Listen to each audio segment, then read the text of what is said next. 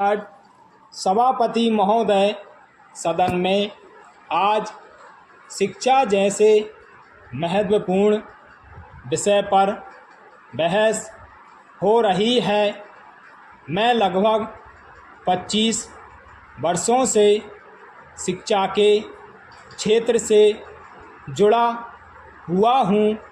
इस संबंध में मुझे भी आपने अपने विचार प्रकट करने का अवसर प्रदान किया है।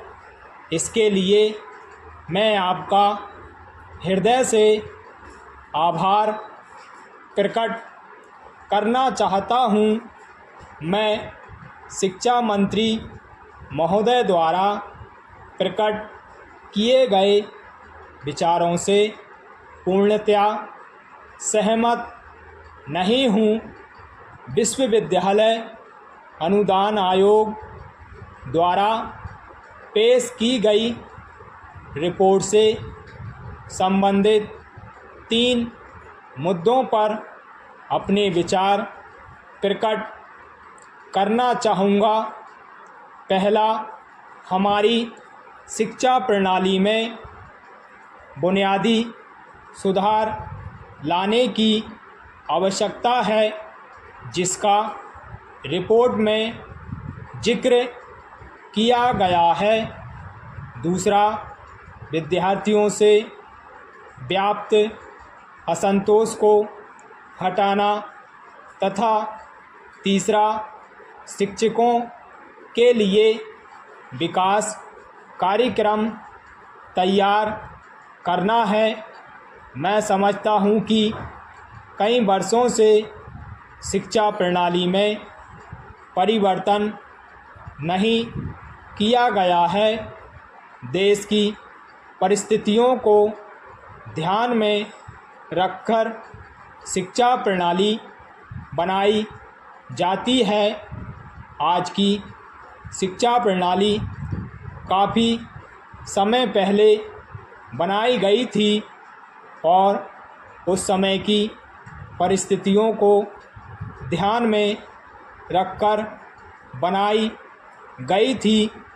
देश की उन्नति के लिए आज जिन साधनों की आवश्यकता है, उसी आधार पर आज शिक्षा प्रणाली बनाई जानी चाहिए। मैं अनुभव करता हूँ कि हमें अपने शिक्षा के पाठ्यक्रमों में आमूल-चूल परिवर्तन करना होगा तथा हमें अपनी शिक्षण पद्धति में भी परिवर्तन करना होगा। अध्यक्ष महोदय, मैं आपसे निवेदन करना चाहता हूँ कि शिक्षा जैसे महत्वपूर्ण विषय पर चर्चा करने के लिए कुछ अधिक समय दें, ताकि सभी सदस्यों को अपने विचार प्रकट करने का अवसर मिल सके और इस संबंध में कोई ऐसी नीति बन सके जिससे देश को लाभ मिल सके। मैं सुझाव देना चाहता हूँ कि सबसे पहले बुनियादी शिक्षा प्रणाली में परिवर्तन किया जाए। पाठ्यक्रम में परिवर्तन करने के लिए शिक्षा से जुड़े व्यक्तियों को लिया जाए, जिनका इस क्षेत्र में पर्याप्त अनुभव हो। जब तक अनुभवी व्यक्तियों को शिक्षा प्रणाली में परिवर्तन करने के लिए नहीं चुना जाएगा, कोई ठोस परिवर्तन शिक्षा में नहीं हो पाएगा।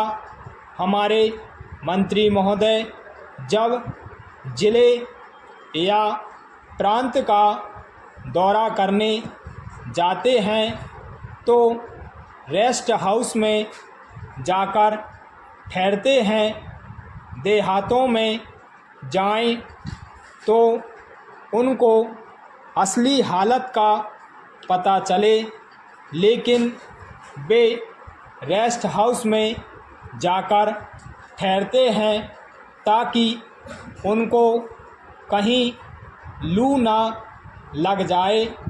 इसलिए मैं निवेदन करता हूँ कि उनको गांवों में जाना चाहिए।